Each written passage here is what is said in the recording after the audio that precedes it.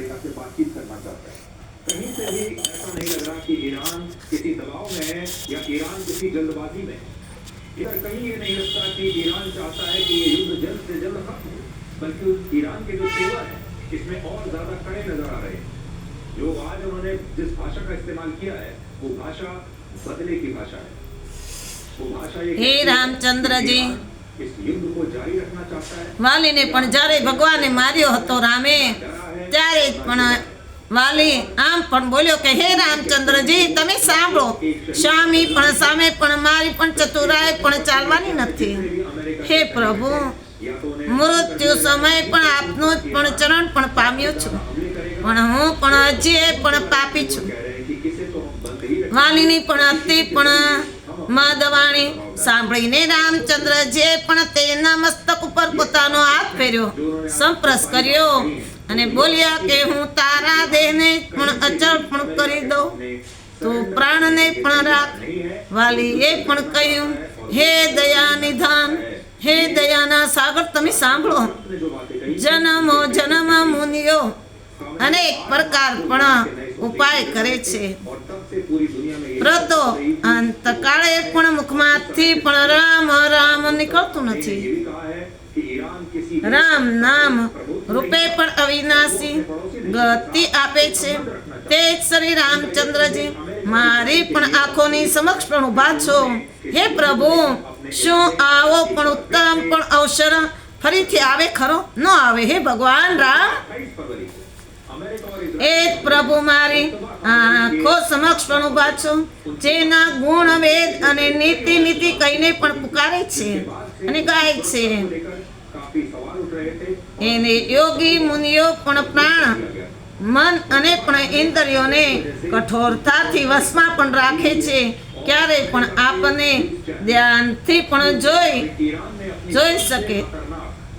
આપ મને અત્યંત પણ કષ્ટિશ માની મને પણ દેહને રાખવાનું પણ કહી રહ્યા છો. પ્રતો આવો મૂર્ખો કોણ હોઈ શકે કે કલ્પવૃક્ષને છોડીને બાવળિયાને વળગી જાય. હવે પણ હે નાથ, મારા તરફ પણ કરુણામય દ્રષ્ટિ કરો અને હું પણ જે પણ વરદાન માંગુ તે પણ મને આપો.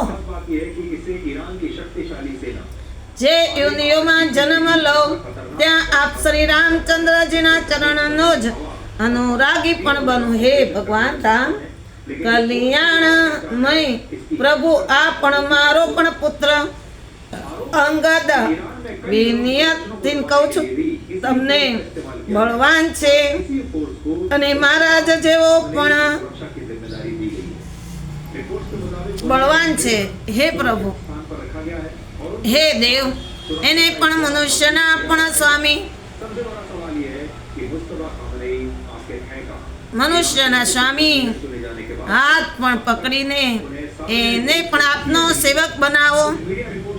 જેમ પણ ગજરાજના જ પણ કંઠમાંથી પુષ્પમાળા પણ પડી જાય અને તેને પણ ખબર પડતી નથી, તેમ પણ રામચંદ્રજીના ચરણમાં પણ દઢ પ્રીત પણ રાખીને વાલીએ પણ દેહ ત્યાગી દીધો હતો. રામચંદ્રજીએ પણ વાલીને પણ પોતાના ધામમાં જ પણ મોકલી દીધો હતો. બધા જ નગરજનો વ્યાકુળ થઈ ગયા હતા અને બેનને વાલીની પણ પત્ની તારા અનેક રીતે પણ વિલાપ કરવા લાગી.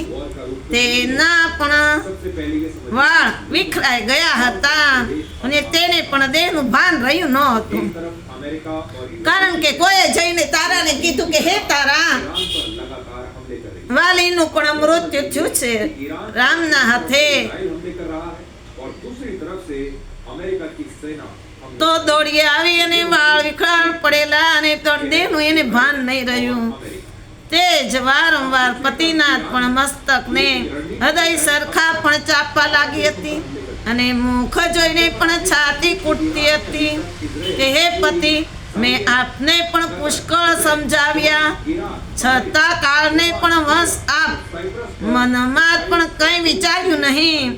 આપ અંગદને પણ કયા જ કયા કહી શક્યા નહીં અને વચમાં જ પણ આપ પ્રાણ जो अमेरिका के દેવલોકમાં ચાલ્યા ગયા देशों में अमेरिका के તારાને પણ વ્યાકુળ જોઈને રામચંદ્રજીએ જ્ઞાન આપ્યું साइप्रस એમની પણ માયાને પણ હરી લીધી आप ये भी कह પૃથ્વી જળ અગ્નિ આકાશ અને વાયુ આ પણ પંચ તત્વથી પણ અતિ અધમ દેહ રચાયો છે આ પણ પ્રત્યક્ષ દેહ તમારી પણ સામે પણ સૂતો છે इटली એ વિનાશી છે અને જીવન નિત્ય પણ અવિનાશી છે છતાં તમે પણ કોને પણ માટે વિલાપ કરી રહ્યા છો હે તારા તું આ કોની માટે રામ કહે છે કે વિલાપ કરી રહી છો और तीसरा આ જીવ તો અવિનાશી છે આ પણ 5 પ્રકારનું પુત્રાનું બનાવેલું છે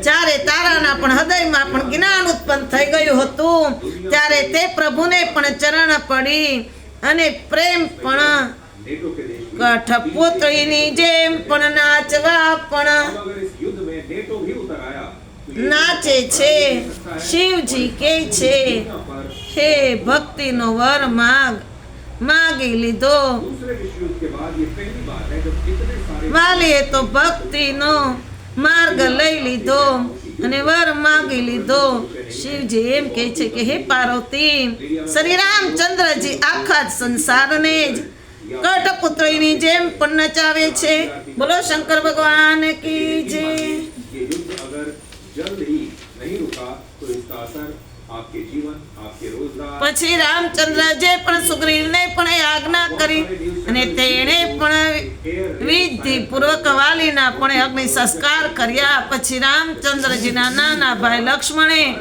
સમય જોઈને તેમ જઈને પણ સુગ્રીવને રાજ તિલક કરી દીધું રામચંદ્રજીની આજ્ઞાથી બધા कवरेज को રઘુપતિના ચરણ કમળને મસ્તક નમાવી દીધું હતું બોલો રાજા રામચંદ્ર ભગવાન કી જય લક્ષ્મણજીએ તરત જ પુરજનોને તથા પણ બ્રાહ્મણોને સભામાં બોલાવી અને સુગ્રીવને પણ રાજ્ય સોંપ્યું અંગદને પણ યુવરાજ પદ આપ્યું હે પાર્વતી રામચંદ્રજી જેવા પણ દયાળુ કોણ હોઈ શકે છે हर एक जानकारी ગુરુ પિતા માતા ભાઈ કે કોઈ સ્વામી કોઈ નથી હો શકતું હવે પણ મનુષ્ય અને મુનિ બધાની જ પણ આ જ રીત છે કે સ્વાર્થ વંશ જ બધાય પ્રીત કરે છે જેને સ્વાર્થ હોય જે સુગ્રીવ દિન રાત પણ વાલીને પણ ભયથી દુઃખી થઈ રહ્યો હતો જેના દેહ પર પણ અનેક પ્રકારના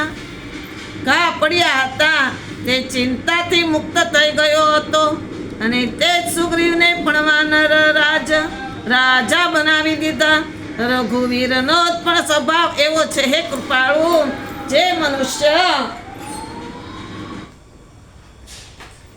મનુષ્ય